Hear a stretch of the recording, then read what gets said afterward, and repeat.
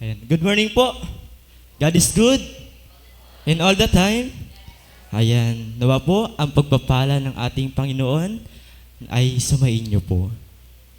Ang binigay po sa akin teksto ay ang Father forgive them.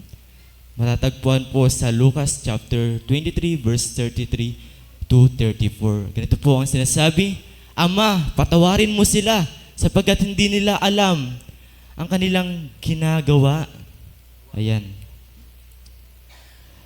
Narito tayo mga kapatid sa presensya ng ating Panginoon upang taimtim na pagnilayan ang mga huling salita niya bago siya pumanaw o namatay sa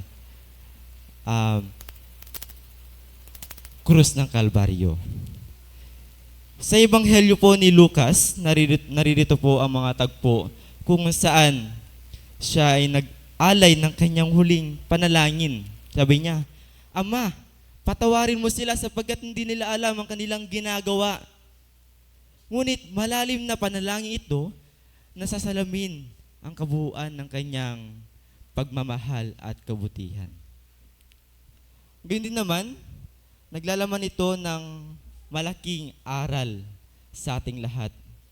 Sa panahon ng hirap at pagdurusa, sa kabila ng mga pahirap at pighati, siya ay nagpapakita ng walang hanggang pagmamahal at pagpapatawad.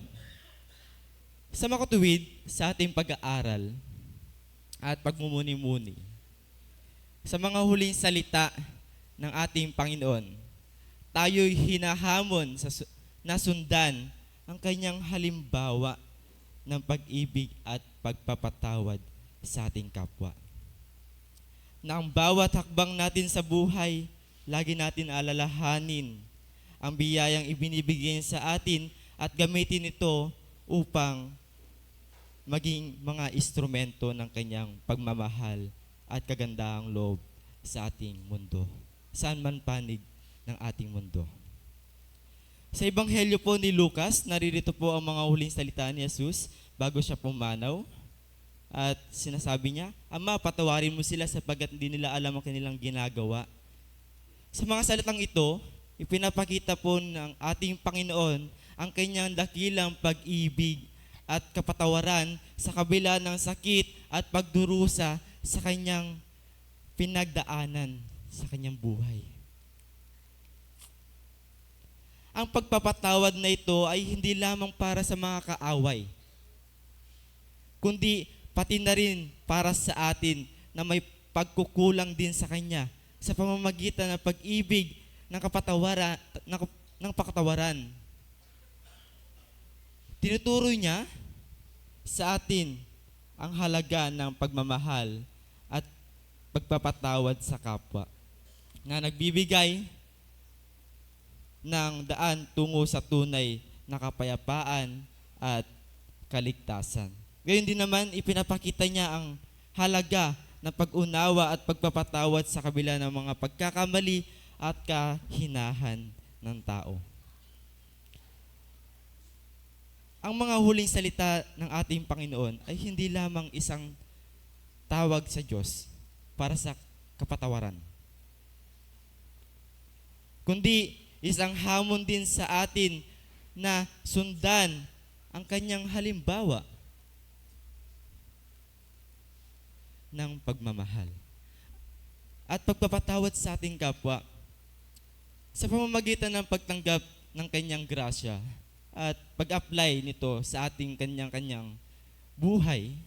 Maaring maranasan natin ang tunay na kalayaan at kapayapaan na nagmumula lamang sa ating Panginoon na dakila, Jesucristo.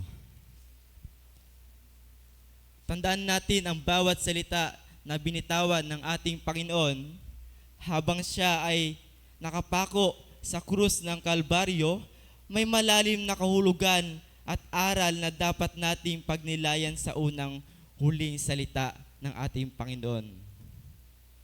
Sabi nga niya, Ama, patawarin mo sila sapagkat hindi nila alam ang kanilang ginagawa.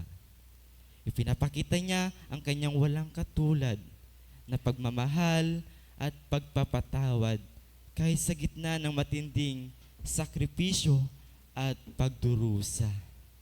Sabi nga, God forgive you. God forgive us all. Pinatawad ka na ng ating Panginoon. Kaya nga, anuman ang maging kasalanan mo, anuman ang maging pagkakamali mo sa iyong buhay, lumapit ka lang sa Panginoon at papatawarin ka niya. Anuman ang pagkakamali mo, malaki man yan, maliit man yan, basta lumapit ka lang sa ating dakilang Panginoon ay papatawarin ka niya. Sa pamamagitan ng paghihingi ng kapatawaran para sa mga taong nagpapahirap sa Kanya, tinuturo ni Jesus sa atin ang kahalagahan ng pagpapatawad at pagmamahal sa kabila ng mga pagkakasala at kahirapan na ang ating nararanasan sa ating buhay. Sa halip na pagharap sa galit at pag-iiganti, pinapakita ni Jesus na ang tunay na lakas at matatagpuan sa pagbibigay ng kapatawaran at pagmamahal.